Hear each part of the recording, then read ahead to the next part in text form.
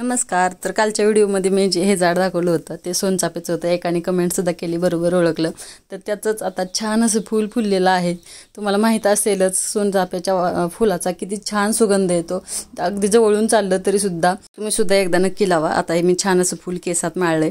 एवढे दिवस मी स्वामींना घालत होते, कधीसुद्धा केसात माळलं नाही, पण आज मी केसात लावले तर खूप छान वास येत होता दिवसभर. आणि हे गुलाबाचं सुद्धा फूल आलं. आता हे उद्या तोडणार आहे, असंच ठेवणार आहे झाडाला. अंगणात सुद्धा छान वाटतं. त्यानंतर मग थोडासा स्वयंपाक वगैरे केला, सगळी कामं आटपली आणि आदूसोबत टाईमपास केला. आता तो बोलायला शिकायला थोडं त्यामुळे मग त्याला शिकवत होते अजून बोलायला.